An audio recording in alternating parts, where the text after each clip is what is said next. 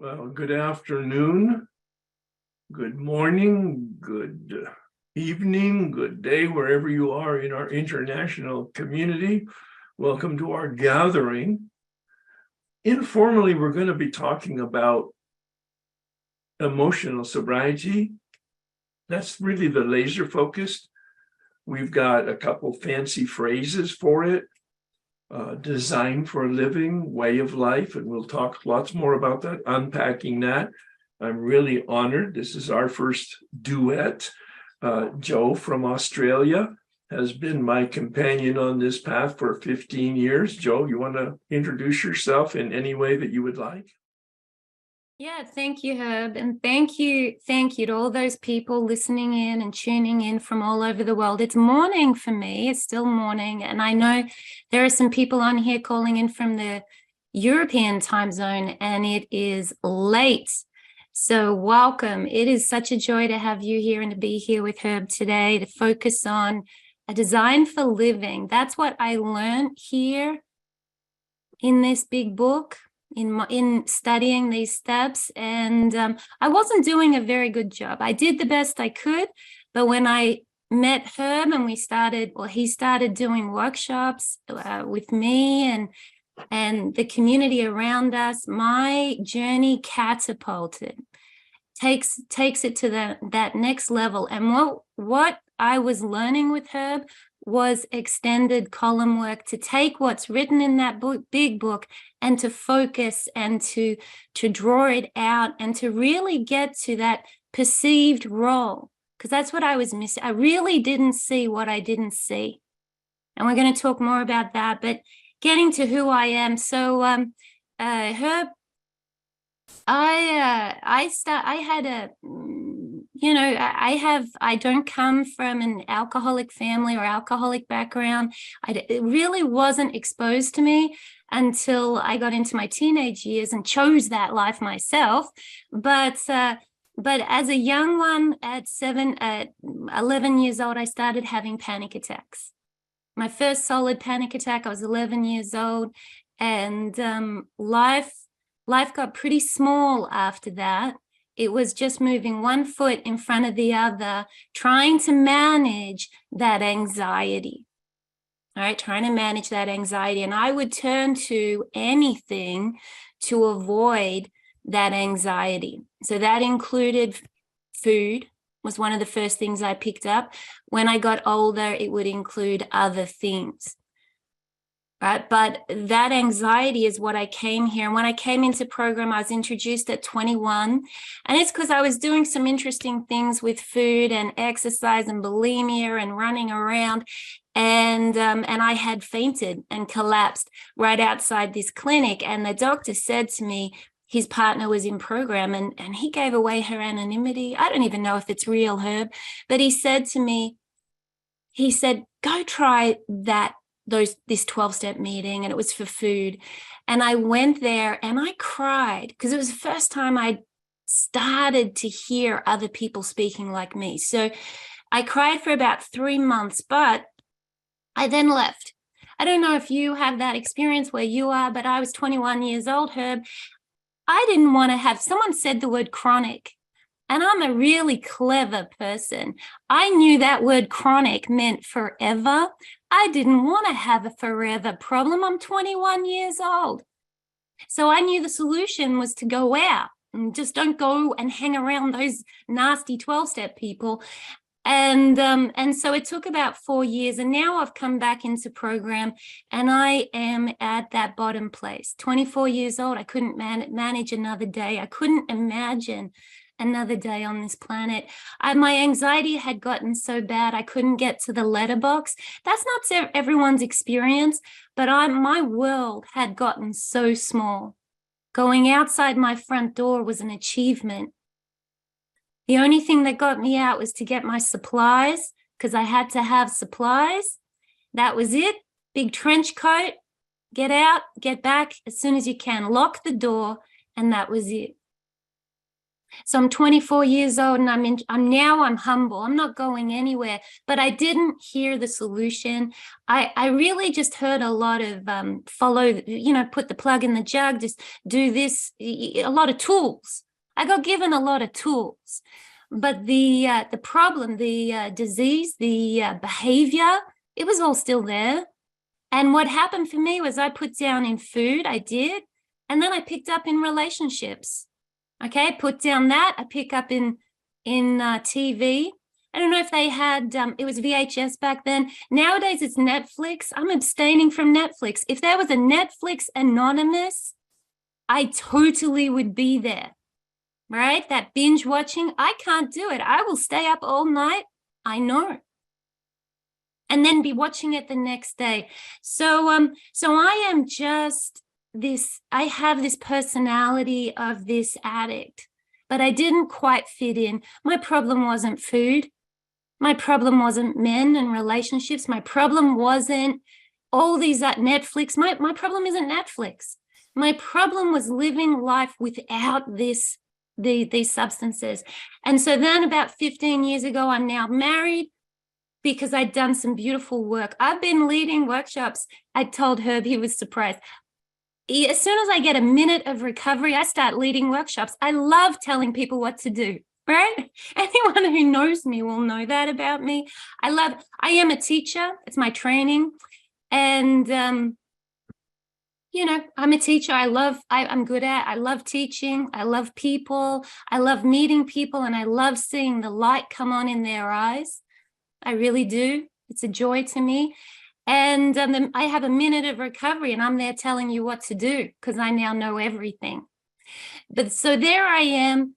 I'm now in a relationship with a beautiful man that I met in recovery as best I could. And I'd started using again. I hadn't told him. I was hiding it in the car, and I could see the future, and I was scared. And that's when I met Herb. I called him out of the blue. He'd just finished his first telephone workshop. You remember that one?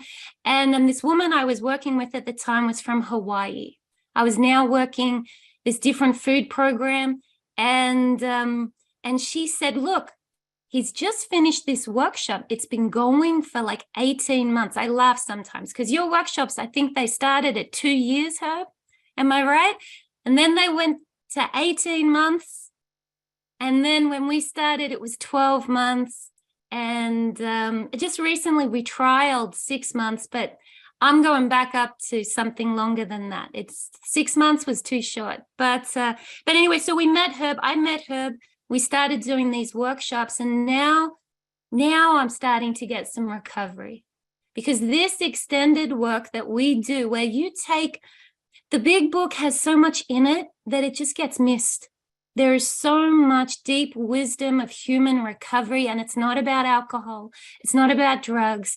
It's not about relationships. It's this deep human path. And that's what I'm energetic about teaching. That's what I'm here to share. And that's what Herb has taught me. I've been meditating. Anything that I say has probably come from Herb. So he's probably hearing it reflected back at him. So yeah, so welcome. That gives you a little bit of an insight to who I am and my journey with Herb. Since that time, I've now got 2 kids. They are teenagers. I actually measure how long I've known Herb by how old my kids are. So my eldest is 14, and that means I've known Herb 15 years. So, thank you for having me. I'm glad to be here. And if my journey can help someone else one more day, it's a joy to be here. Thank you. Come back on. No, thank you so much. A nice description of your journey and our journey together. So we're here to have some fun and also to have an experience. It's going to be very informal. It's our first time together. We both have a lot of information. We both have a lot of experience. We both like to share it. And we're just going to do the best we can to make it interactive with you. And that's a promise. And both of us will keep each other accountable for that. And we want to eventually talk about steps 10, 11, and 12. We're going to pace it. probably 20 minutes, 30 minutes on each of those with breaks in between, so that, not breaks, but pauses, so that we can have a Q&A with you. I hope you have a pen and paper, so that if you have a thought or an experience or some type of comment or challenge, or question certainly, that you'll be prepared to ask it. All right, so let's just begin here. This really is a very significant phrase, our way of life. Bill uses it at the end of the 9th step on page 84. We commenced this way of life as we cleaned up the past. My interpretation is he's including steps 10, 11, and 12 as our way of life. Joe has developed, and maybe taking words and phrases from the big book itself, a different sort of phrase for that. It's a design for living. So our way of life is like a noun, a design for living is like a verb. And I think that really captures the total dynamic of this process. We need to know what to do, and then we need the power to do it. Those of you who have any exposure to me, and I'm not sure if Joe uses this quote of Einstein to open up the comment or the recommendation for set aside, having an open mind and open heart. He said, as I understand it, the consciousness that created the problem cannot be the consciousness that solves the problem. I just love succinct wisdom sayings like that. It just says that if my mind is the problem, my mind on its own is not going to solve the problem. It either needs new information and or it needs some transformation. Please join me in this prayer for transformation. We're inviting the Spirit, whatever that means to you, the Spirit of the universe, underlying the totality of things, one of my most favorite quotes from the big book, to bring the crowbar and open the mind and open the heart. We may not even realize that we're closed. Please join me. God, please set aside everything I think I know about myself, the 12 steps, our way of life, and you, for an open mind and a new experience with myself, the 12 steps, our way of life, and especially you. This is pathetic Herbie. He didn't know that he didn't know. 1984, he began to wake up as the result of professionals asking him some questions and asking him to ask himself some questions about alcohol. It's a story for a different day. You heard a little bit about Joe's journey. Each of us is waking up in our own path and our own pattern. I went to AA as the result of discovering that I had an alcohol problem. But I was 4 years, like Joe, I was 4 years in the rooms with a sponsor, doing the drill, sponsoring people, and I didn't know that I didn't know about unmanageability. And I had a man who took me through the steps, and I finally came to have a knowledge of what unmanageability meant at 10 years of sobriety, 3 journeys through the steps. And I had a broader and deeper awakening that allowed me to connect to the spiritual malady. This is what we're going to be talking about today, dealing with the spiritual malady, not with addiction. No. We're assuming steps 1 through 9 have been worked.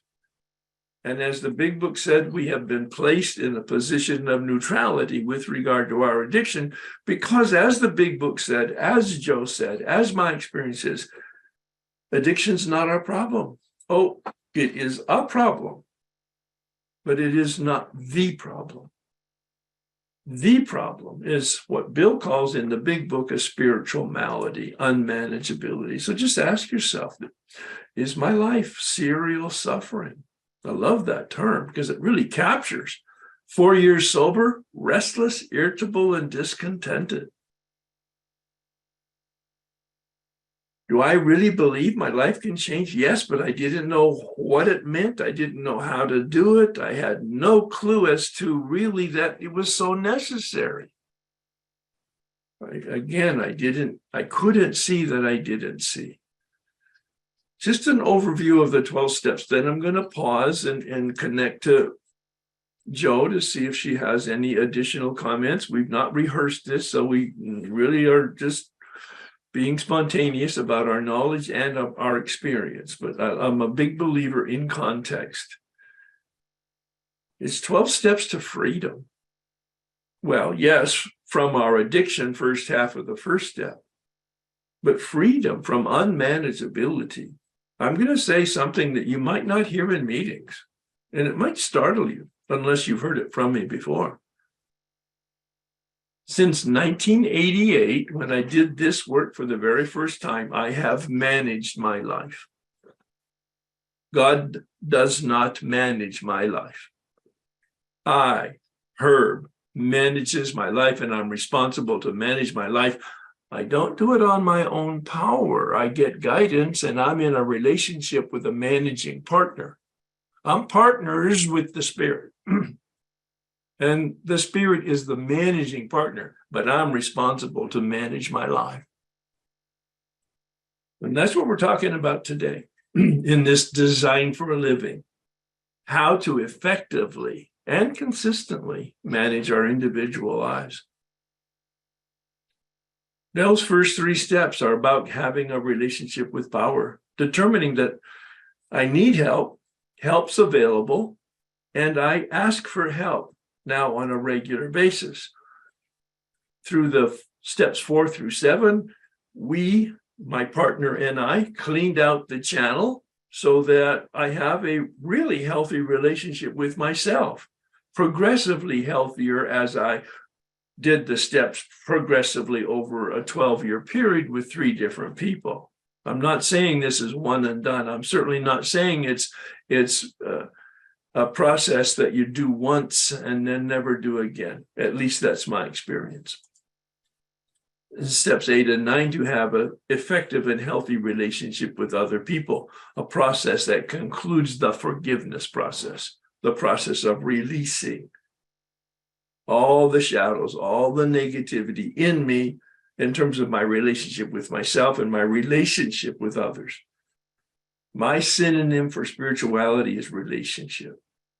I try not to use the word spirituality. It has a lot of negative implications for many people. Not me, but for many people. How can I be more helpful? Well, get better words. A relationship with power, a relationship with life, a relationship with myself, a relationship with other people.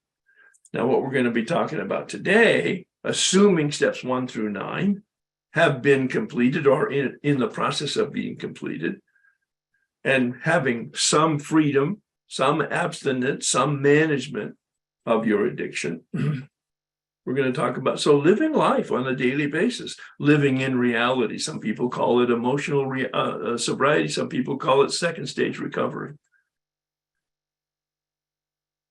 We got free from our addiction through the first 9 steps. We get free from unmanageability. Free from it. Not cured, but we have a daily reprieve by 10, 11, and 12. Unmanageability. What do we mean by that? It's the human condition. Addiction is abnormal, meaning a small percentage of people in the world have addiction. Unmanageability is pandemic. Everybody in the world has unmanageability. It's the way we're built. It's human structure. What does it look like? You've maybe been exposed to the page 52 second paragraph called the bedevilments because that word is on that page. Using the personal pronoun present tense. I am having trouble with personal relationships. Is that true for you today? On a scale of 1 to 10, is it a 10 or is it a 1? We never transcend our humanity. Bill said at the beginning of step 10, watch for resentment, fear, dishonesty, and selfishness when they crop up, not if. Are you in control or managing properly and in a healthy way your emotions? Are you a prey to misery and depression? Today, as you're not when you were using and not in early recovery, but today, not yesterday even, but today, are you able to be satisfied with the life that you have and financial security? A feeling of uselessness, full of fear, unhappy. How are you doing with helping other people?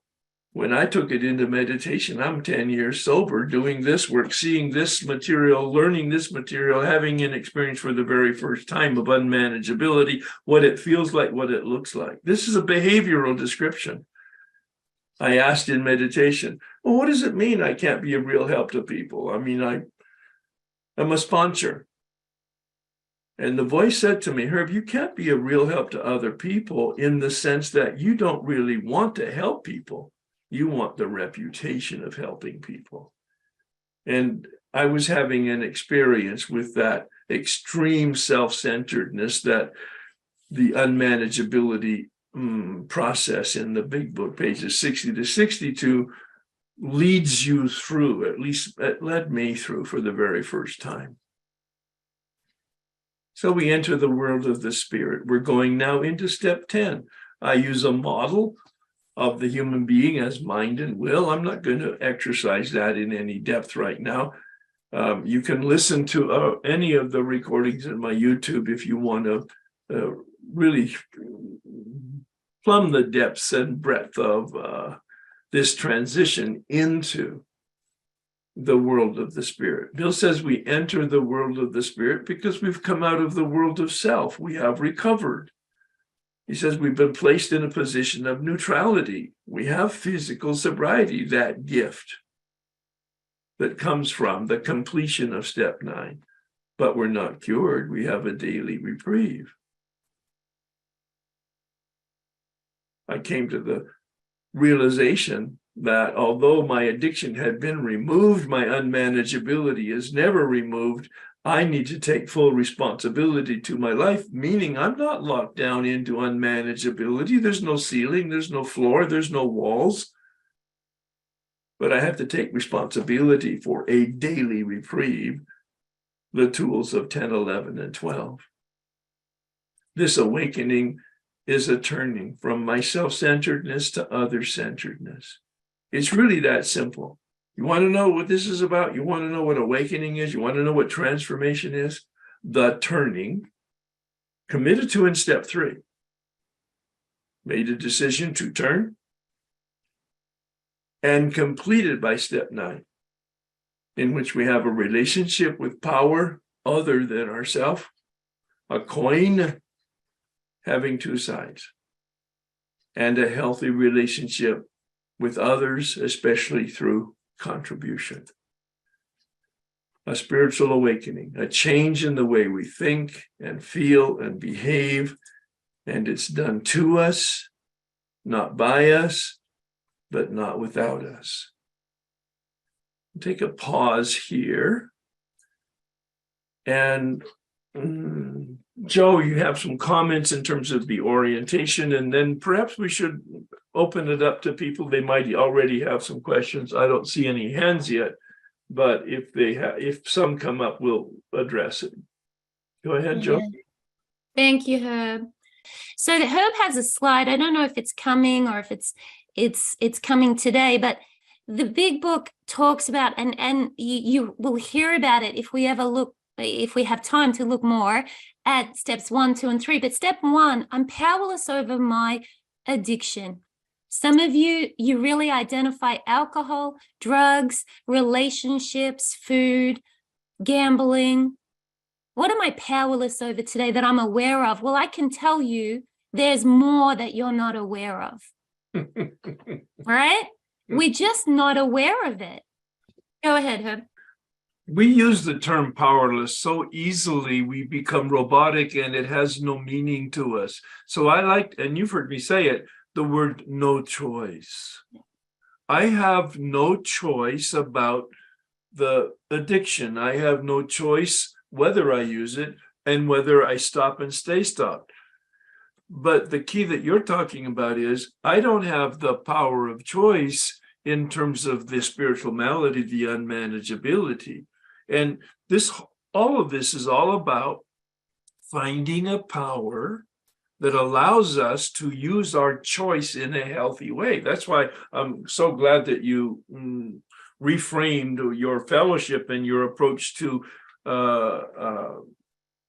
your life, because it's really about having some consciousness and a contact with power, and then sustaining consistently that consciousness to power, so that then I can manage my addiction, whether that's regulation or abstinence, because the words are going to be different depending on different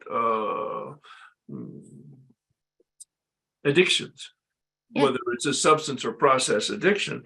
And so now I'm going to stop now, because you and I. I'll come back in. That's all right. We can stop and say, as Herb said, we have not presented together before. I can manage, like I can present by myself, and Herb presents beautifully by himself and with others. This is our first time together. So you're here for the first one. It's wonderful. And hopefully there's many more. The set-aside prayer is something that Herb, through the work, introduced me to. You find that on page 58 of the big book, not the prayer itself. It's other places in the big book, but that intuition that Bill had, that we needed to let go of our prejudice. Because I work with people and they tell me I'm an alcoholic and I'm sober. So I'm done, right? I'm done. Why am I still depressed? Why am I still messing around in relationships? It's a secret, okay? Why am I still lacking transparency? You know what? Why am I still miserable, irritable, restless, and discontent? So that set-aside prayer is something, if you haven't, I think most of us here know this prayer, but please set aside everything I think I know. I think I know a lot. I really do. Live with my brain for 2 seconds. I think I know a lot of things. Please set aside whatever it is I think I know. Open my heart and mind for something new, please. And you change the words of that prayer, but bringing the intention of that set-aside prayer opens us up to something new. And that's what we need. We need something new. So I talked about the spiritual set-aside prayer, and he talked about freedom from addiction, steps 1 to 9. Well, I tell you, I did steps 1 to 9. I was in program. I did that workbook multiple times, and I did not have freedom from addiction. And that this is where, my addiction wasn't being met in one fellowship. And I could go to 30 fellowships. I don't think it would still be met, because it's not about the thing that I'm picking up.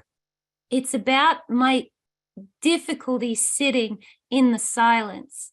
So if you have a pen with you, and I'm going to say some things here that I just suggest you write down, and I'm interested to hear Herb's interpretation.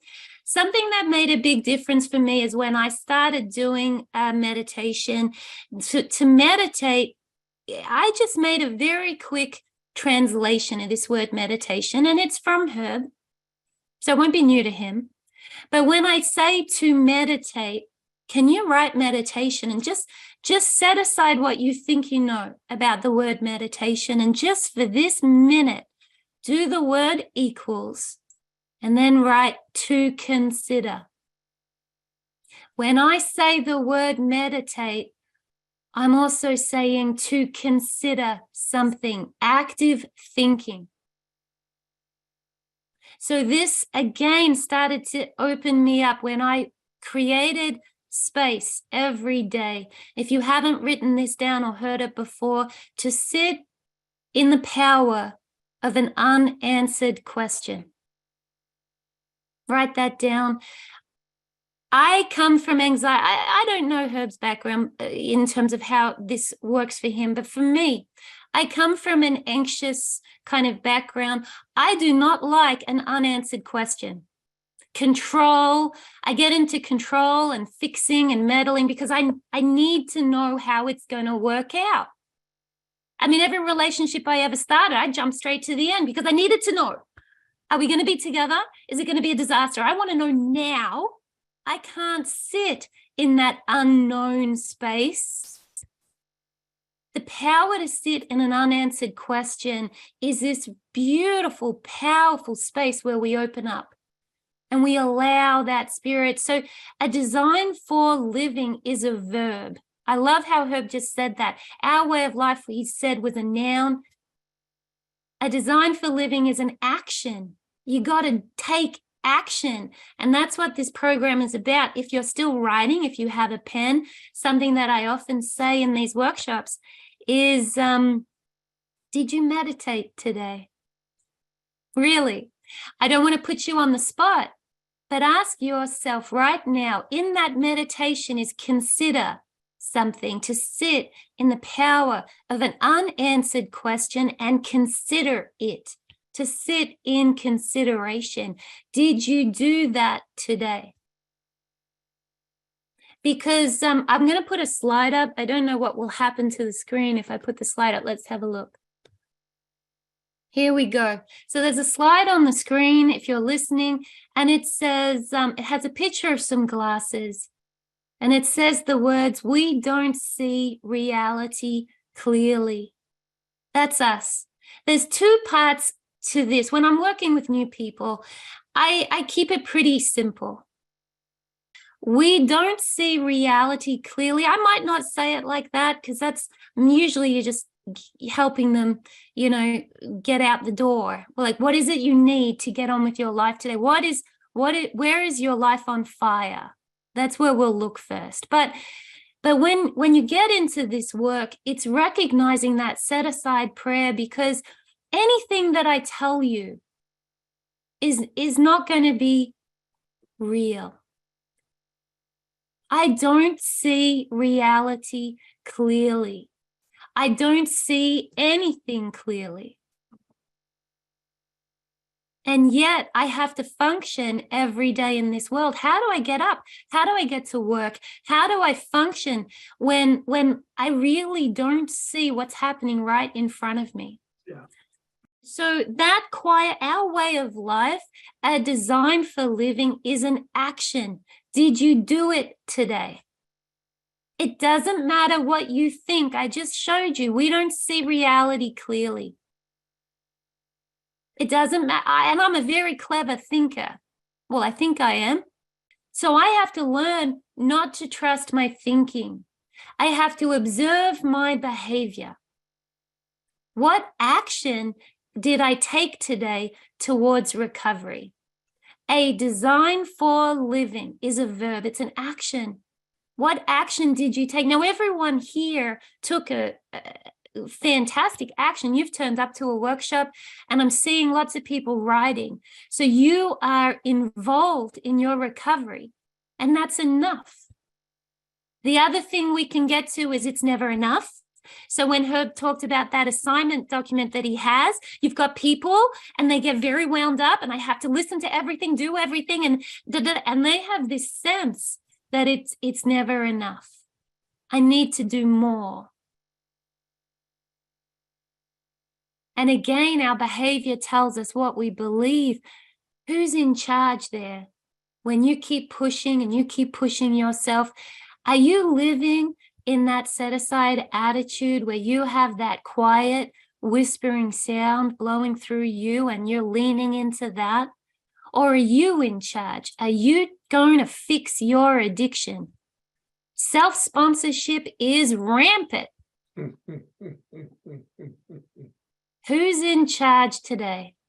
So just for today is, what is the loving thing for me to do today? Now, this came to me inspired from Paul O, listening to one of our speakers.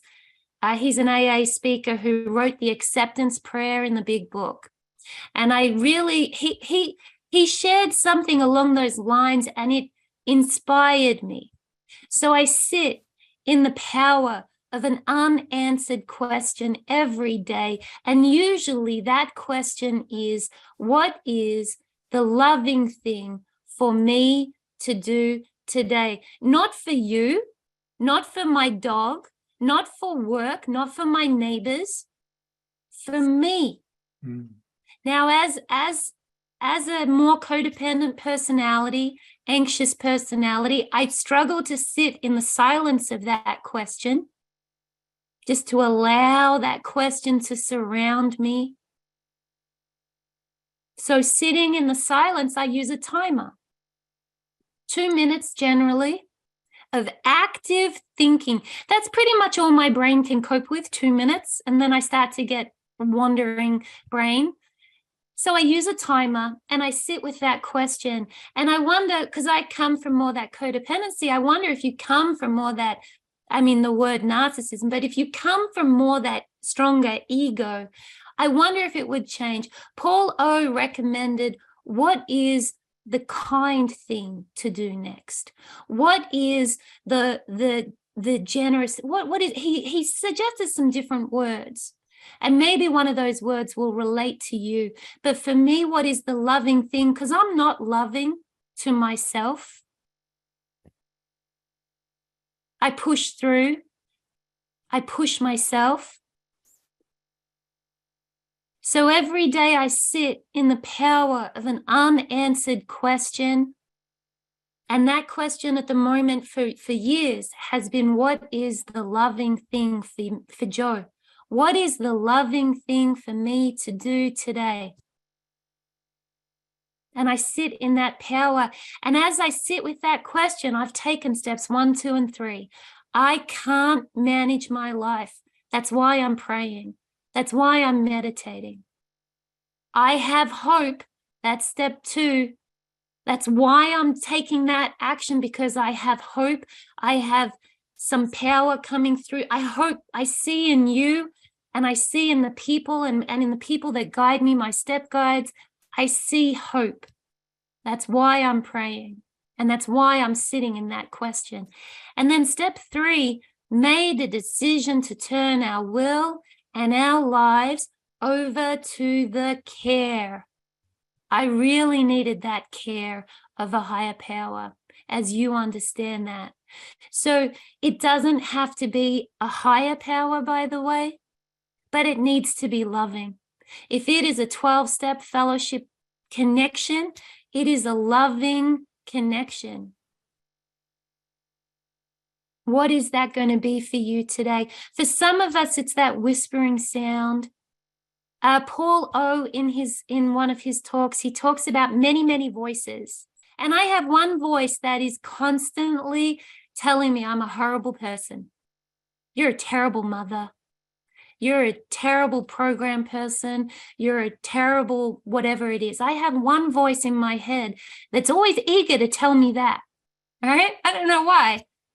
And I have another voice that is just sitting there gentle and beautiful and calm, saying, you are enough, Joe, just as you are today. And that is the voice that I plug into. I need to take an action to plug into that voice.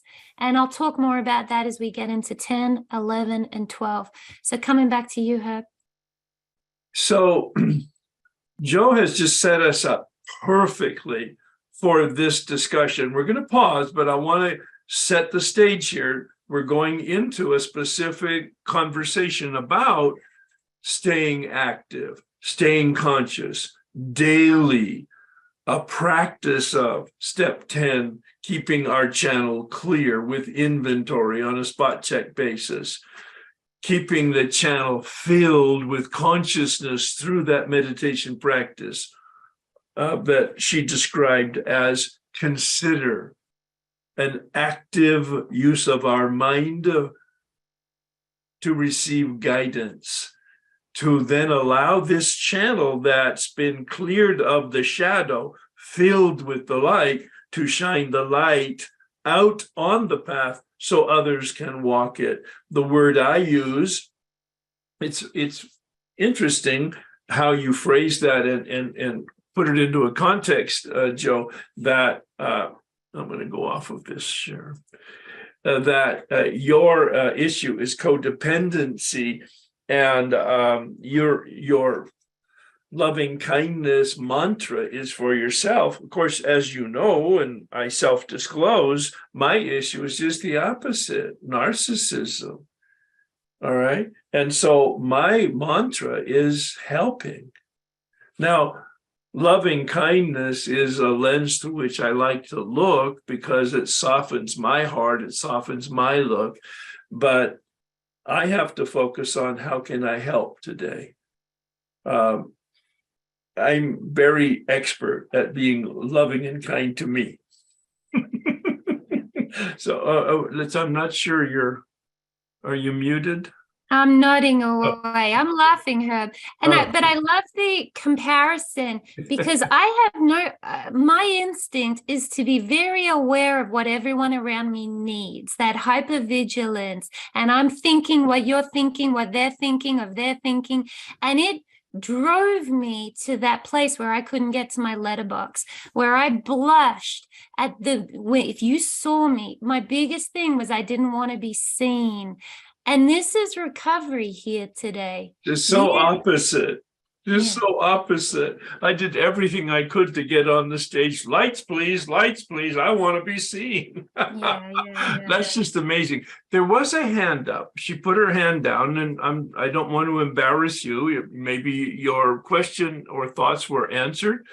Amy, you had it up for a while, and if you want to come back, you're welcome to. We don't have any hands right now, and we are pausing for questions or comments or experiences, and then we're going to go on to talk in some fashion about steps 10, 11, and 12, although Joe has already introduced it wonderfully effectively. So we're not organized in any particular way.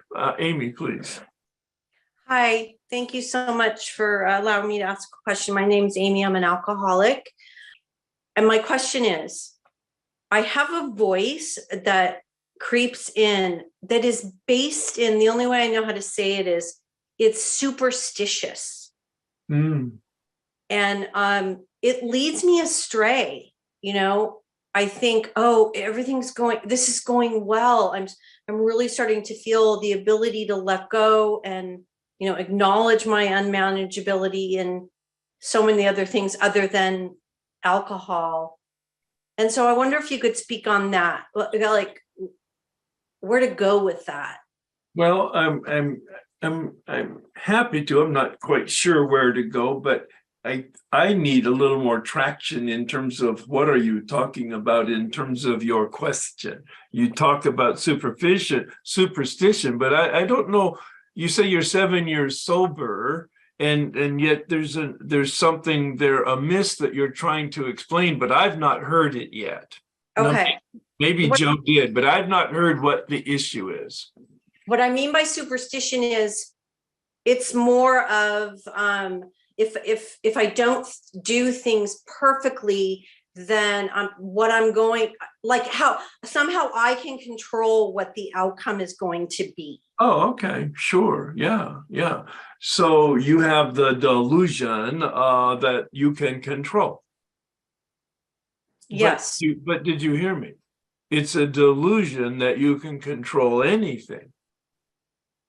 Control is a word, quite frankly, I would recommend we eliminate from our language.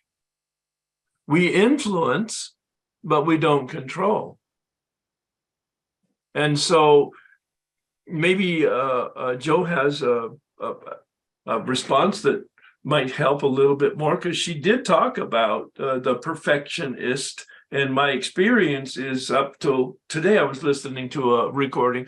Up till that moment, I was saying 40 to 50% of the people in my workshop are perfectionists. But this man was quoting from a Yale study of alcoholics, and he said 95% of them are perfectionists. And I was like startled. But anyway, Joe? Yeah, the perfectionism, I think, ties into that unresolved fear. All right.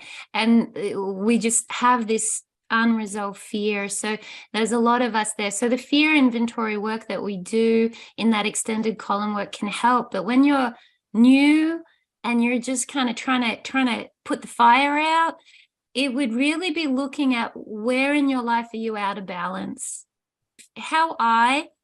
Amy, how I recognize I'm out of balance is that voice that tells me, you call it superstitious voice, that voice that tells me I'm no good, that I'm going to fail, that I'm a terrible person, that voice gets really loud. When I'm out of balance, unmanageable, when my life is out of balance, or, maybe it's unmanageability, but maybe it's another form of addictive behavior that you haven't kind of acknowledged yet.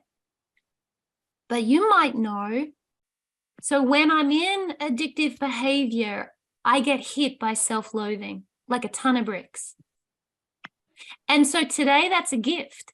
I have to tell you it's a gift because I haven't picked up yet. You're sober. That's amazing. You haven't picked up, but if we stay involved in addictive behavior, depression, anxiety, it doesn't end well. No, the tension coming from that will bring you back to a drink because that's the easiest way to release the tension. Or if you're in a different program, then different substance or process addictions. So I think something is connecting to your sense of reality. Do you have a sponsor? I do. Do you talk to this person? Yeah, I talk to her a couple times a week. Oh, excellent. Yeah. And have you discussed this with her? Yes. I've talked to her about my, just repetitive thinking, obsessive thinking, things like that. Yes. Mm-hmm. Yep.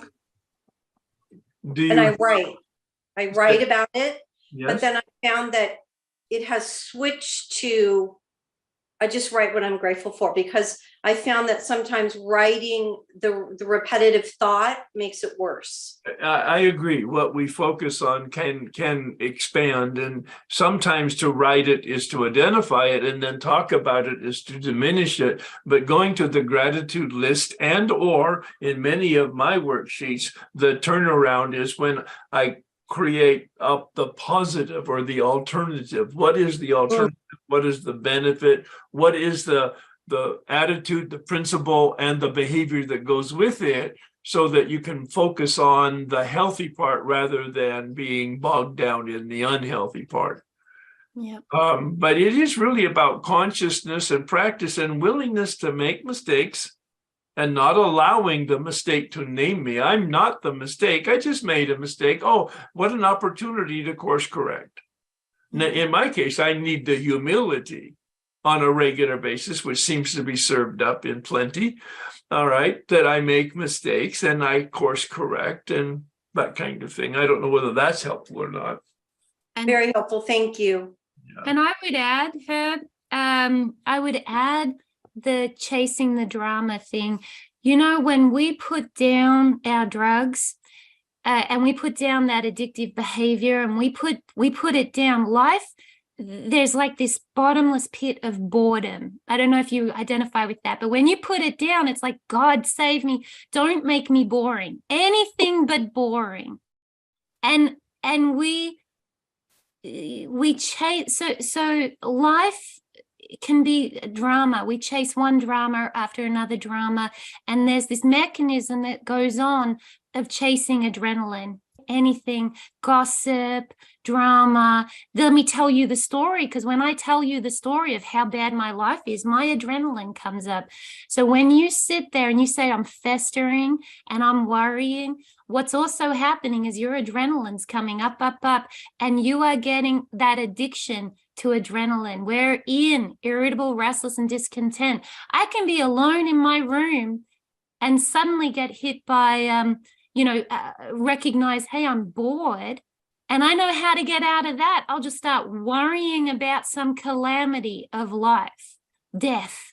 Well, Someone's going to die. One of the pieces in the formula of the 10 step at the beginning is to pray because I am powerless. But the conclusion of the 4-step process in the 10-step, the last piece is to be helpful to somebody else. And the last thing I'm ever is bored, because my constant chronic, if you will, thought is, how can I help somebody else and be more effective at it? And if in fact you're focused on somebody else, you're not going to be focused on yourself. Yeah. So Amy, look at that first step. I'm powerless over my fantasy thinking, my ruminating. I'm powerless over my whatever, how you described it, I forget, but you know, that thinking that you get into. I'm powerless over that thinking. And remember, it affects our body. So there's that adrenaline that I'm talking about, and it affects my mind. I don't see reality clearly. So I'm powerless over this way of thinking, that my life has become unmanageable, right? Step 1 doesn't finish there, because if I allow that thinking to go on, the dishes don't get done. I don't get to work. Relationships are a mess, and I'm in depression. So just look at that, the steps. It's like, look at those steps from a different perspective, and you will maybe start to see some movement. Pray, ask for help, sit in that guidance. And great question. Thank you so much, Amy. Sarah, please. Hi, Herb and Joe. Thank you so much. This is a step 10 question. I called somebody the other day, or actually she called me, because I put a request out for somebody to take a 10th step from me. And I was going to start my 10th step, and she said, no, wait a minute. Where are you in your step work? And are you really in a place where you should be doing 10 steps? And interesting question. I don't agree with the question, but let me hear where it went. So let me back up. I'm recovered from compulsive eating and exercise. No, it doesn't matter. Stay with Yeah. So what happened was, she asked me that, and I said, hey, I'm going to let you go. Thank you so much. You take care. Because that's what I would have done. well, I was like, and so the question I have for you guys is, there's this notion, at least in my community, that you can only do a 10th step with someone else who's recovered.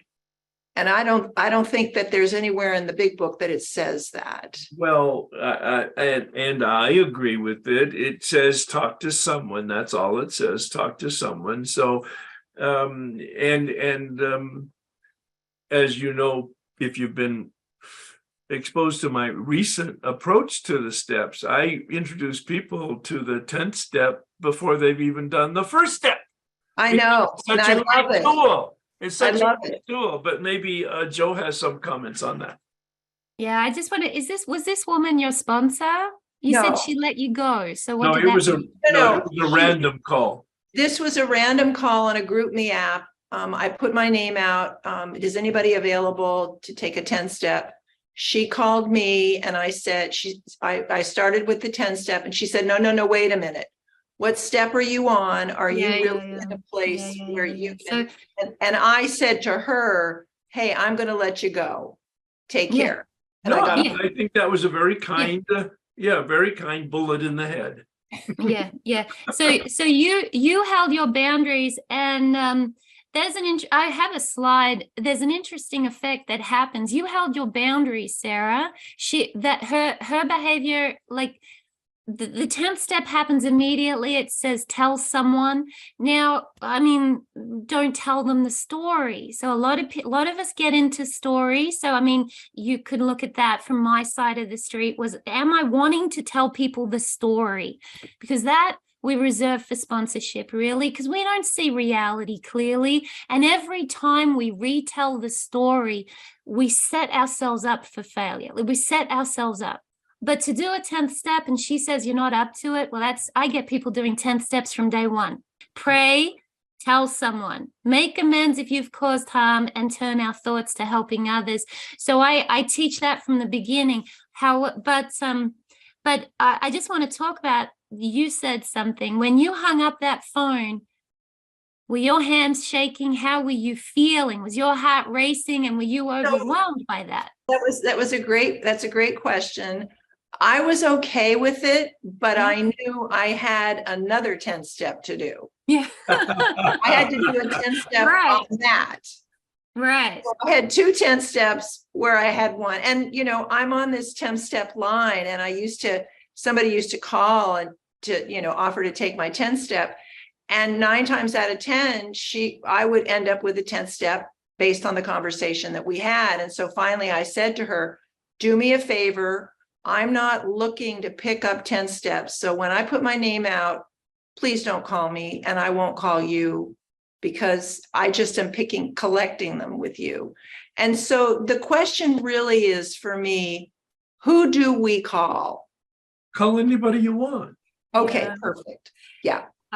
I teach it different. When we get to step 10, maybe we should be moving along. We got one more hand, but I teach it different to a little bit.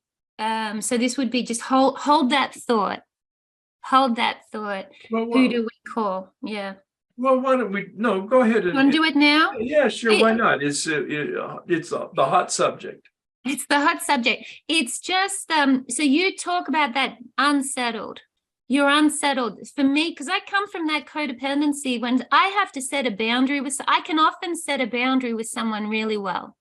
Hang up the phone. I do. I mean, Herb, you know, we have disagreements in the time, or people, not too many disagreements, but when you have a discussion and you have to hold your boundaries, you hold your boundaries. I do. I'm great to have in a car accident. I held my space really well. But then I walk away and I'm shaking. The after effects of having had our boundaries stepped on create, you said I needed another 10th step. Well, you know what it is? Suddenly I'm irritable, restless, and discontent. I haven't eaten any food or taken any drugs, but it's that codependency. I'm dependent on them behaving in the way that I want them to behave. And they're not doing it right. Right? She didn't do. But you were going to comment on about who to call. Well, I do want to go into more detail, but it says tell someone immediately, Sarah, and I tell whoever's in front of me. Yes. Perfect. Yes. Anyone. I don't usually have the energy to get onto if I have the energy to get onto the phone and make a phone call, it's more of an 11th step, and there's been more, I'm further away from the disturbance. Yeah. Right. I need to talk to my sponsor. If I'm making a phone call, it's to the wise women that are in my life and not to some random person. If I'm doing a 10th step, I'll say, hey, Amy. Oh, sorry. Hey, Sarah, I'm feeling anxious. I don't know why, but hey, you know, I'm having an emotion, and I don't go into the story. That's the biggest thing, takeaway from step 10 is don't go into the story. And a lot of those worksheets people go into, you know, it takes reflection. I can't reflect when I'm in the midst of that emotion. I have to get some distance from that emotion so I can start to see reality clearly, more clear. And in the midst of it, so I'm raising 2 kids, and my husband, you know, I'll just say, hey, you know, I'm feeling tired. Can we discuss this later? Exactly. Can we discuss this after dinner? Page 118 of that big book gives kind of some marriage counseling, the big book, page 118, if you have it with you. I use that as a 10th step. So I'll talk more about it, but that's the point. I don't really participate in those lists too much. I'll tell anyone, a stranger. Yeah, that's exactly. Really helpful. And that's the crux. When after that conversation, I sat with my higher power and said, thank you for letting that happen, because it's bringing up for me, who is it that I call? And my higher power was like, anybody. Doesn't have to be somebody who's recovered, doesn't have to be somebody in a 12-step program. You just need a witness. That's it. And you can do it with me. You can do it with me. It's really the human function of somehow disclosing it takes the power out of it. Yes. So Yeah. thanks, Beautiful. Sarah. Thank you so much. I think that was a very healthy discussion about step 10. Yeah, so there we go. Lori, please. I have a step 11 question. I'm Yes. in Herb's current spiritual awakening workshop. And I thought I heard you say, Herb, the other day that when we're meditating, we are listening for the sound of our higher power, the wee small sound. Or just guidance. We don't need to put Okay. particular And words then, to okay, it. so Well, wait. We're listening to our thinking for guidance, but go ahead. Yeah. And I think I heard you say we need to trust ourselves Well, we that need we're to be hearing open. from our higher power. Well, we And- need to be open to trusting ourselves. But if in fact you haven't done a fourth step, all right, and or if you're really new in recovery, I would not be recommending that you trust your thinking very well until you've done a fourth step and or have some experience with recovery, because we're fairly demented and delusional until in fact we're not. So, but yes, you would have heard me say it with the qualifications. Yeah. But that's what sponsors are for too, is it, or somebody that is a companion as a sounding board for our wacky thoughts. Sure. Yeah. Thank you. No, thanks, Laura. You're very. Thank you. Joe, do you have any comment on that? Yeah, Laurie, I recommend, you sit in the power of an unanswered question. So if you rush to answer that question, you're in disease. Like there's disease there right away, right? Just allowing yourself to have an unanswered problem, an unsolved problem. What am I going to do with these people? What am I going to do at work? What am I going to do at home? What am I going to do with my kids? And just sit. I don't know. It's the set aside attitude. Laurie doesn't know. Open my heart and mind for something new.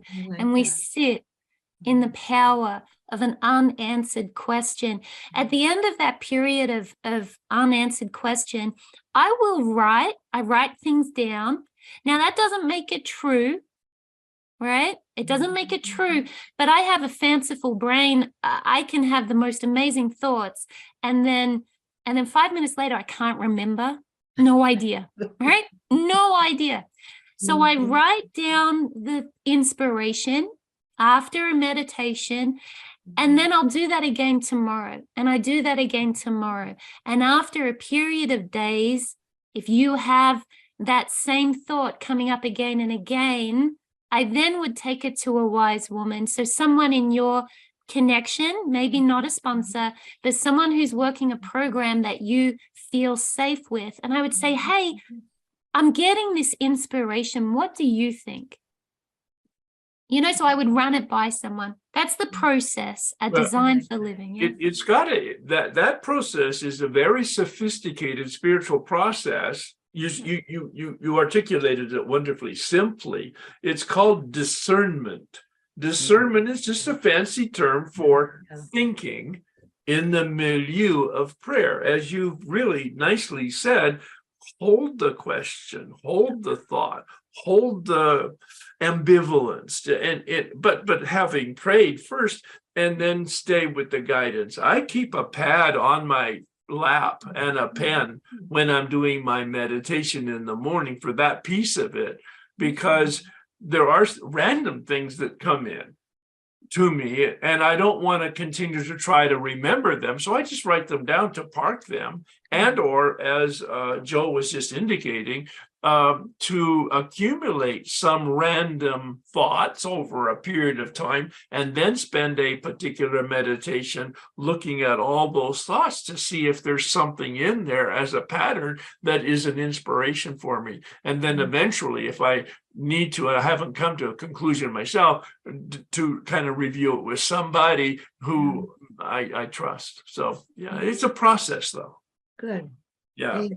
Thanks, Lori, very Very much. helpful. Yeah, so what we've done here is we've actually jumped into the pool of the 10-step. We've jumped into the pool of the 11-step without doing it formally with my PowerPoints, but we'll see where we're going with this. Please, Cheryl. Yes, hi, Herb. I'm here, Cheryl, laying in the bed here. Thank you so much. One of my questions is the 11-step question. So I get up early in the morning. It's 4 a.m. in the morning. It's pretty late for me now. But I wanted to be here. And, you know, you mentioned about prayer and meditation and 1 minute, 2 minutes, 3 minutes, 5 minutes. But man, when I'm getting up at 4 a.m. in the morning, I'm rushing out the door. Well, okay, but you know, well, wait, let's just back up a bit here. Why do you think you want to pray and meditate? Oh, wow. Well, you know, I do want to contemplate my day. I know when I do. No, you're just describing words from a book. Okay. I want to hear it from your heart. Why do you want to pray and meditate? Or why do you think you want to? I want to be in more conscious contact with my higher power. I really do. Really? Is that what you really want? Yeah, I think so. Really? No. Did you just hear what you said? I really want to improve my conscious contact with my higher power, but by God, I'm too busy. Yeah. Well, that's what you just said. Yeah. Do you have a pen and paper with you, Cheryl? Do you have some pen and paper there? Yes, I do. I'm going to get you to write something down. You ready? Okay. Yes. You ready? Yes. My behavior tells me what I believe. I want you to write that down and think about it. My behavior tells me what I believe. We don't see reality clearly, so we have to look at our behavior. And Herb's coming at it. You know, when we don't pray and meditate, that tells us that we don't believe we need prayer and meditation. And if we identify with this addictive personality in any of the fellowship, anywhere that you come, but if you get off beam, the one thing that's common is we need power. We need that guidance to get through another day, you know, in balance. Right. So my behavior tells me what I believe. So you're getting up at 4. So you believe you need to work because you're getting up at 4. So that's right. What you can tell. And you put your hand up and you asked a question just now. So you believe you're worth it. You're really brave. I mean, facing Herb, that's brilliant. So you believe you're worth it. That tells you a lot. Okay, it tells you a lot. And it tells me a lot. So well done. You know, really, really beautiful. But when we don't pray and meditate, it tells us something as well.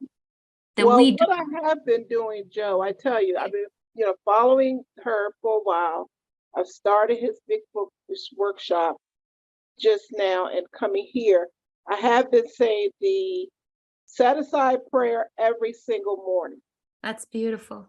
So that's my prayer. That's my prayer. And I have been trying to have a you know, what Herb says, contemplation, like contemplating my thought, just like similar to what you said, to consider my active thinking. I like that, to set up the power of an unanswered question. So just having a few, just taking time after I say my prayer, whatever that prayer may be, and taking time to contemplate that thought, right? That's it. So the word contemplation I use with breathing in and breathing out, you know, that empty mind stuff. That's just me. And meditation I use when I'm thinking about something. So I separate those two. And but you know, you're getting up at 4 a.m. You don't have too much time. You know, you got to get out the door. I would use a timer. And I would just start with 1 minute, and you sit in the power of an unanswered question for 1 minute. And the question can be the set aside prayer. What is it I need to set aside today? Who am I? You know, who am I today? Yeah. Okay. Who do I want to be at work today? Do I want to be kind and loving and patient? You know, who am I today? And you sit for 1 minute and you're done. And maybe you have a chance to do that at morning tea break and at lunch break, you know, and after. You do it multiple times a day. So our actions tell us what we believe. So you just find a way to manage it with your life where you're getting up at 4 a.m., you know? Right. And like you And said, just another wonderful, powerful, and practical suggestions. But here's one that you might want to really consider. You say you have a consistent practice of prayer. Why not make the prayer itself that you're practicing, your meditation, slow it down and listen to the words that you're mouthing? Think about the prayer as your meditation. right. And after I do that, that's a good point, because what I do after I say that set aside prayer, you say something like, release me up to now, and detach me past now, and to allow me to stay in the present now. So I say that afterwards, and I do try to focus in on just that. Fabulous. Thank you very much. God bless you. That's your meditation right there. Yes. You're thank doing it. You're doing it, Cheryl. That's it. Right, So don't that maybe that perfectionism's coming in. You're doing it. That's- Maybe use a timer. So then, you know, it's not those of us that are perfectionists, it's good to weigh and measure because we judge it. I did a good meditation. I did a bad meditation. Let that go. You either did it or you didn't do it. And I use a timer so then I know I've done it and let go of everything else. So maybe add a timer to it and keep it at one, just keep it brief. It doesn't have to be long, 1 minute. Right. Thank you very much. God bless you all. Thanks, Joe, and thanks, Cheryl, for the courageous call. Thank you. My question is related to step 12. And so I really appreciated your answers to the questions about step 10 and step 11. And so I can identify with Joe so much when she talks about wanting to help people. And that's where I'm getting stuck in the 12 steps is step 12. So I really. Well, what's your question? What's your question? Yeah, so I'm interested in hearing what you have to say about step 12 in somebody who really wants to help people. Yeah, who really wants to help people, where that's our problem, right? That's where we get off beam, is helping people, so we don't see it clearly. What does it mean, I want to help people? How could you help people? What kind of help can you provide? Well, I really care about people, and I think I'm really good at. Answer my question. Okay, well, I'm good at seeing both sides. Answer my question. I want to help people negotiate and collaborate with each other. And yeah, help them be, I just want to help them so much. Well, give me an example. I mean, are you a therapist? Are you an attorney? Are you licensed or certified or trained in any of those areas? Well, I became a physician, but I wish I had become, it's making me sad. Yeah. I was trained as a family practice physician, and I was raised in a codependent family, no alcohol or drugs. Okay, so wait. Without the story, how could you, because you do have a background then of helping, you've been trained and educated to help people, at least biologically. All right. What prevents you from doing that? I'm not taking care of myself. So that's not really the issue then. The real issue is, how do I take care of myself? And not put other people's opinions and needs more consistent. Okay. Now I'm going to invite Joe into the conversation. Yeah, Charlene, my heart goes out. It's really step 12. Step 12 for me is not about helping people. I mean, I know that's part of it, but at where you're at right now, I don't think you're ready for that. Look at the first half of step 12, having had a spiritual awakening. Okay, that means we fall asleep and we need to wake up. So when I'm getting off beam, you said I really want to help people. But maybe that is it. What if you put that, do you know, I mean, even as you said it, I felt it, I could see it. Can you feel it happening? You capture that feeling, what it feels like. I want to help people. And now put that feeling in step 1. I'm powerless over, it's not alcohol. It's my desire to help people because it's killing me. Okay, I'm powerless over my desire to help people. It affects my body. Your hands were shaking, your heart races. It's a physical reaction. And then it affects my mind. I don't see reality clearly. That's that hypervigilance.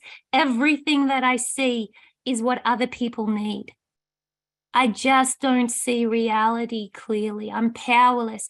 And then that second half to step 1, that my life has become unmanageable. I can't get to work. I get out of balance. I'm working, but I'm working, 100 hours a week. I go home and I'm working till 2 a.m. in the morning on someone else's problems. And then I don't sleep because I'm thinking about them and thinking about them again. At the same time, Joe, though, she said that what prevents me from helping people is I don't take care of myself. Now, that's where seems to be connected to that codependency, where she's not taking care of herself and she's, quite frankly, covering it up by this concern for other people. Yeah, so I do actually run codependency workshops, so you can come talk to me about that. We'll get into that. I have a slide on that. I do actually run workshops. This is, I'll put some details up, but the answer for me was in the big book. You talk about, if you hear something from me and you hear some recovery, everything that I've got is from that big book and taking the essence. It's not clear. I mean, my big book here, it's written by a whole bunch of fellas. I'm a woman. It's written a long time ago, and they really were focused on resentments. It seems resentment. I tell you, my focus was that anxiety and fear, the fear inventory, and they don't seem to, it gets missed a little bit. And that's the impact of this extended column work and the work that I do in my own work with people as a coach, is that you can push out that work, look at your resentments, but look at your fear as well, because there is something that is stopping you from being the one that you need to be. So finding balance is in front of you. For me, the method, the path, I said before, we need a path, Charlene, we do. And for me, that pathway is written out in that big book, and it is quite beautiful. We need a teacher. I actually am a teacher. I'm a step guide and coach, and I am around. Herb offers himself as a teacher so freely, but you need a teacher in your life. And then the other thing that we really need is a community. So that is a bunch of peers, people just like yourself, who are ferociously working. Step 10 says the proper use of the will. Herb puts up a slide. Herb, you talk about the body, the mind, and the will. So if you want to draw a triangle, if you've got a pen in front of you, you do that triangle. And on one side of the triangle, you do the body. And then the other side of the triangle, you do, thank you so much, guys. On the other side of the triangle, you do the mind. And down the bottom, you do the will. This is it. Now, I want you to write from that body, where it says body, do a little arrow that comes out and says, this is how I feel. Because we feel our body. So I saw it in you, Charlene. We feel discomfort. We feel our hands shake, our heart races, my voice trembles. I feel often I connect to feeling irritable, restless, and discontent. It's in my body. Now you go down to the mind. The mind is the thinking. So that's the logic and the rationale and the story that you tell. That's your thinking. I mean, I have compassion for you. I know that it's tough, but it's not about how we feel, and it's not about what we think. That's our mind. Remember, we don't see reality clearly. Remember those glasses? We don't see reality clearly. It's about what we do, our actions. This is a program of action, and that comes out of the will, the proper use of the will, page 85, the ferocious use of the willpower. Herb, you want to come in? Wonderful. Thank you, Joe, very much. I'm glad we were able to work the slides with that, and I hope it was helpful. And she used the word a lot, ferocious, all right? That's my term that I use in the third step. It's not passive. It's not surrender. It takes everything we got to commit to do steps 4 through 9 and then to continue with 10, 11, and 12. Everything we got, and we will not be able to sustain that ferocity. We're just human. But our intention, I just love the word, and I just love the way you just hammered it home. And so thank you, Joe, for that. And I think what we want to do at this point with, from a formal standpoint, the 10 minutes that we have left, I'm happy to stay a little while later than the 5:30, but I don't want to encumber anybody, and especially Joe, who has lots of responsibilities. But I think what I'd like to invite is questions, or first I'll ask Joe to give any comments that she wants to on 10, 11, and 12. And then anybody who has any questions, raise their hand on 10, 11, and 12, or anything that we've talked about or haven't talked about that would be helpful, and see what happens with the time on that. Yeah, that's great. So Joe, you're first up. Yeah, so Go ahead. right, ready? So I do want to say some things on 10, 11, and 12. So I've been working with Herb for 15 or so years, and as I said, I mean, I'll lead a workshop Tuesday. I don't love crowds.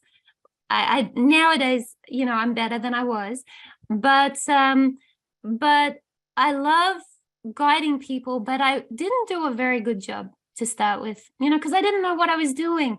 We're constantly transmitting, and you know, I was probably transmitting some of that disease, you know, so it's a good idea. Oh, my power is about to go. Just a minute. Am I connected to power? I need to meditate. Quick. Lack of power is lack of a power. It just tells me, wait a minute. There we go. See, that's all it takes. Now, so just to summarize 10, 11, and 12. So I started working with Herb 15 or so years ago. And about 5 years ago, he started changing his presentation to start with 10, 11, and 12. And that had been an organic change that I had been doing as well. I basically would take anyone I was working with, and I work with a lot of people, and I would take them through the work in 30 days. We wouldn't go into any depth, right? You don't go into any depth, but you give them relief, because we need relief to get through the rest of the work. Okay, this is a long process. It's a marathon, but we need to be able to get some relief from the daily grind of being in unmanageability and being in disease. So I'm powerless, and I broaden what you think that powerlessness is. I really love challenging people and kind of opening them up to like we just did with some of the members there. I'm powerless over, and put something new in there, recognizing it affects your body and it affects your mind. You won't see clearly. You don't see reality clearly, and that our lives have become unmanageable. So I took 30 days and I started taking people through the work, and we would, by the end of 30 days, they would generally have some relief, or they'd stopped calling me Herb. That also happens, right? But I took them through the work. And then at the end of 30 days, we then join on to wherever the workshop is, because we're leading workshops, and take more of a longer time and take a longer look, because there's more to it. There's more to it.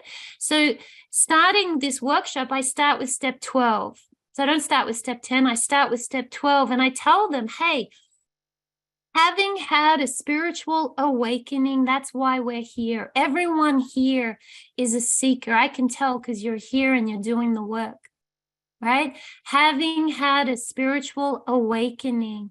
And I talk about that with new people, and we read Appendix 2, and I introduce that whispering sound, which really is powerful to me. In the Appendix 2, it talks about inner resource. I tell them it's not in me, it's not in Herb, it's not in any guru, because we love, this is not a self-help program. This is not a self-help program. We fall into that self-sponsorship.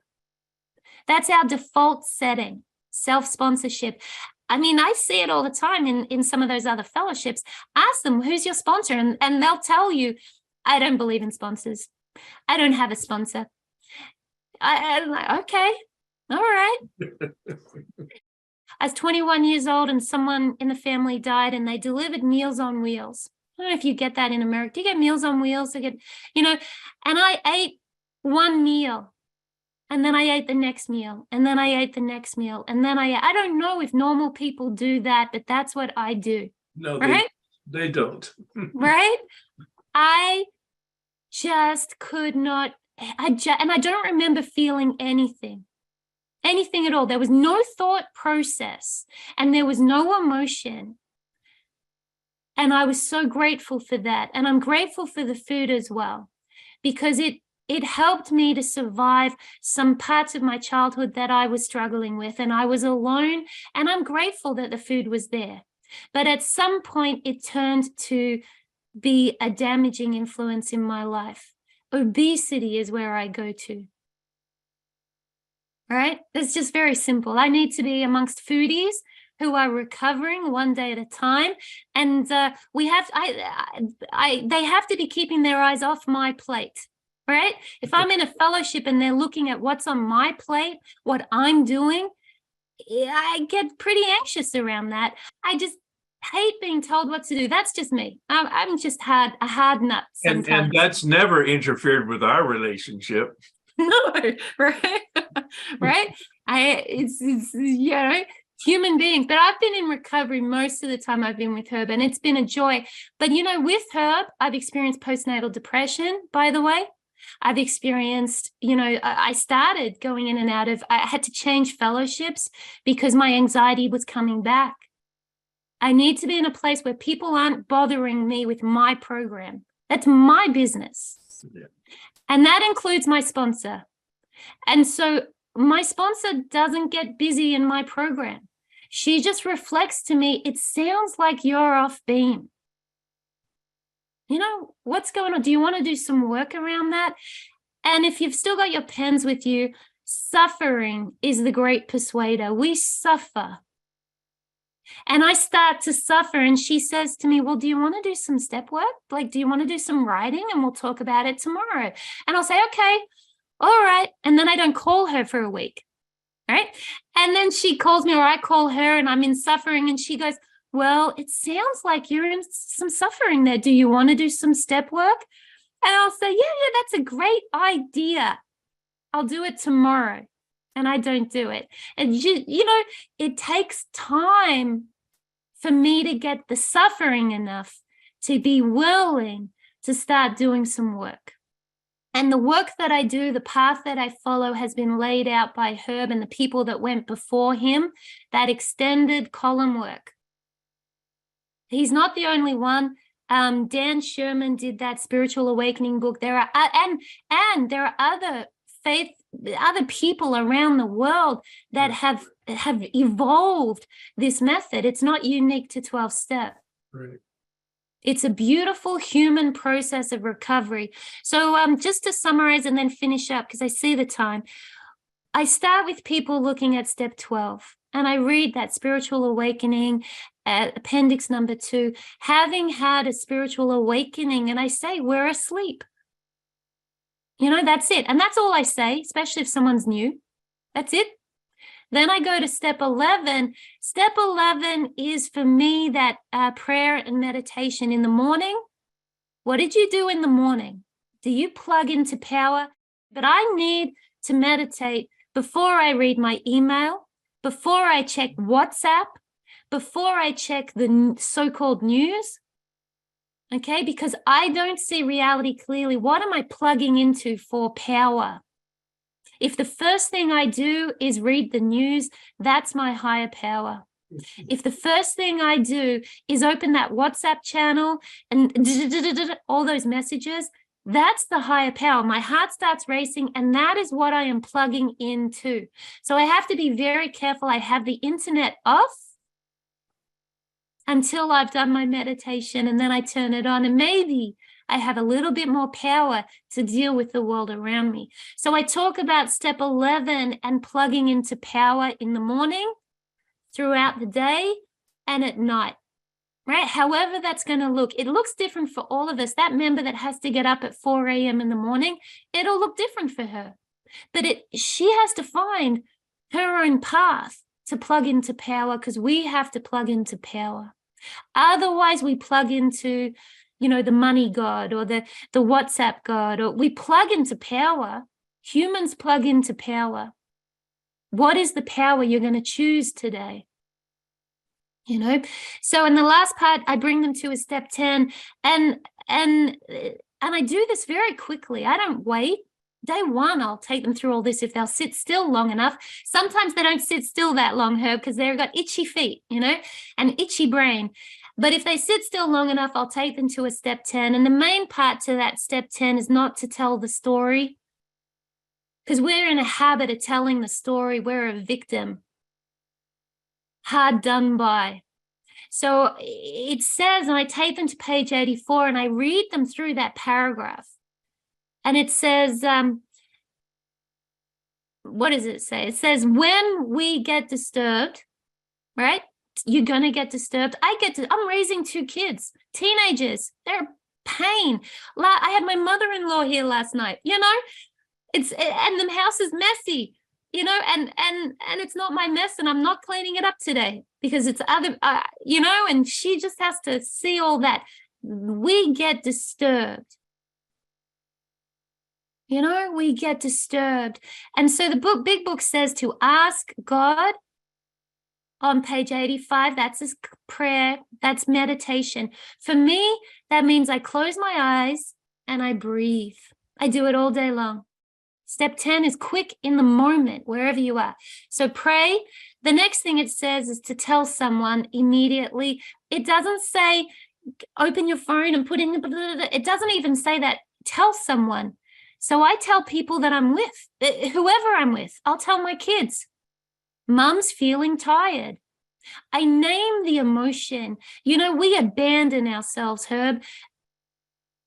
Just for today, I'm not going to abandon myself today. I have an emotion. I'm feeling disturbed. So I'll tell my husband, I'm feeling a little overwhelmed. Because I can, you know, with my kids, I might say, I'm feeling a little tired. Can we come out this after lunch? Can you ask me after lunch? I want to concentrate on this, but I'm tired right now. Can we talk about it after lunch? You know, I'm allowed to be tired. A 10th step. Pray. God help me. Tell someone. Make amends if you've caused harm. I'm sorry I yelled. You know, I'm sorry I got short-tempered there. I'm sorry I'm not concentrating right now. That must be difficult, you know, to be with. You know, hey, I know. I'm sorry. and then turn our thoughts to helping others. So the main part of that is I don't tell the story. We really got to get out of telling the story, and got to hammer that home. So I'll stop with that. And I know we've gone over time, but I got all day and I'm fired up. Go ahead, Herb. She's precious. I just so appreciate you, Joe. Thank you so much. What I'm proposing right now, then, we probably only covered 10% of what we hope to cover today. Joe and I'll talk about rescheduling another one down the road here at some point. I know she enjoyed it. I enjoyed it. Hopefully you did. It looks like most everybody stayed. So Francesca, please. Hello, Herb and Joe. Thank you so much for putting on this and all your work. I've really enjoyed it. I have this question that I hear thrown around the rooms a lot is people telling me, and just in general, to surrender. I've been struggling in the food fellowship for a while, and I keep getting from sponsors, from Oliver, just surrender. You haven't surrendered. Surrender, surrender, surrender. Okay, so what's your question? What would you, I guess, just a take on what that means? I think it's a wonderful word for step one. Step one is complete defeat. I surrender, I give up, I do not have the power, I need help, I need help, I need help, I surrender, I quit resisting. Step one, all right? Now, I think you didn't say it, but because of the exposure I've had, I think where you're going with it is that people won't work with you unless you're abstinent. They won't allow you to share unless you're abstinent. They won't allow you to work the steps unless you're abstinent, which is completely backwards from my, now I'm going to have Joe comment on this because I'm not in a food program and I don't have food as an addiction. But it seems backwards to me because if in fact you're powerless, meaning you have no choice, and the only way that you get choice is if you have a connection to power, then in fact you need to work the first 9 steps. You have to work the first 9 steps in order to get the power. So you're going to be tripping along clumsily steps 1 through 9. And hopefully when you finish the 9th step or someplace in between, you will connect effectively with power. Okay, so I'm not sure, does that address what your experience and or your question is? It definitely addresses my experience. And yeah, I guess I feel that I comply. Well, wait, but comply, what does that mean? That's a horrible word in this process. Yeah, it's what I think surrendering is, but it's not. But Dr. Tebow wrote an article, Surrender versus Compliance. Dr. Tebow, you could look at his papers on that. They're 180 degrees different. Compliance is not surrender. That's willfulness. Surrender is a complete implosion. I cannot do this. I am going to listen. I am going to take direction. I am going to take action. Let's hear a little bit from Joe, and I'm sure she has, because it's from her experience, both in the programs and with that addiction. Go ahead, Joe, please. Yeah. Well, just those ticking boxes. We get told, do this, do this, do this, and tick the boxes and you'll be fine, right? And that it's not about ticking boxes. Nothing in this fellowship is about ticking boxes. The person next to me does no boxes, doesn't even do any work, and yet I see the light of the sunlight coming through them, and I see them getting recovery, and I'm ticking every box and I'm miserable. It's not about compliance. So, there's maybe some of that, who are you asking? Like these people in your life that are saying surrender, stop asking people, right? Stop asking people their opinion. right? That's on us to stop relying on other people's opinion. Now, sponsorship, if a sponsor's telling you about surrendering and that you're not surrendering, okay, listen to that. But for me, coming from these food fellowships, it's about, for me, it's about, I'd look at your behavior. What are you doing? You know, are you sitting in the power of an unanswered question? Did you do it today? Don't answer now, but did you do it today? And sometimes I work with people and they're doing everything. They're doing a lot of beautiful work and they're still feeling that tension. So that's when I start to look outside of any one fellowship. Maybe there's something organic going on, right? We need some outside help. Or maybe there's another fellowship, like, for example, the YouTube. The number of people I work with, Herb, who are compulsively watching YouTube. Like, if you ask Of course. questions, so it might be that you're ticking those boxes, but you're using somewhere else. And a good sponsor will pull that out of you and, you know, kind of direct you. You know, you know, that whole phrase, God is or God isn't. What am I willing to do today? At the same time, I'd be careful with that, because in step one, it's about powerless, meaning no choice, meaning there's nothing that you can do. Mm-hmm. There's nothing that any one of us can do that will guarantee the outcome that we want. There's nothing. That's surrender. That's the implosion. No, no, no, no. It's not in the big book, but the phrase is, I'm screwed. Thank you for laughing. Yeah, no, that's really it. I mean, people think that this is a self-help program when they start talking about compliance and or whatever Joe was talking about. Now, the term that I've heard that I like is there's some preconditions. There's apparently some preconditions. If we do steps 1 through 9, those seem to be the preconditions that deliver us on page 84 to a position of neutrality. But here's, I mean, my own experience. I was willing to support my wife, and I was given freedom from alcohol for the rest of my life. It never occurred to me that I was a problem, and I didn't ask for help. But I was delivered without my permission to a life of sobriety. So it can happen at any time. So that's but that's a whole other discussion of grace and willingness. But you clearly have the willingness, and you just show up and you do the best you can, and you do steps 1 through 9. If you can do it in 30 days and get a perspective like Joe was talking about, or you take 5 or 6 months in a weekly workshop, just show up but do the work with experienced people who know what they're doing, which is evidenced in their life, in their behavior, as Joe was talking about. The true litmus test is, how is your life? How is your behavior? Yeah? Thanks, Francesca.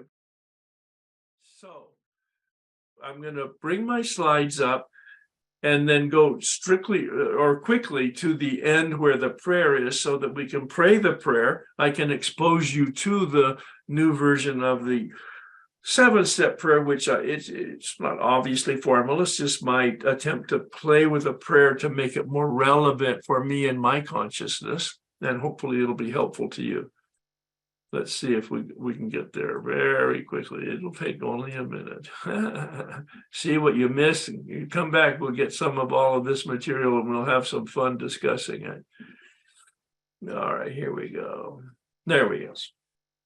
So this is an adaptation of the prayer on page 76, the 7-step prayer in the big book. My Creator, I am now willing that you should have all of me, healthy and unhealthy.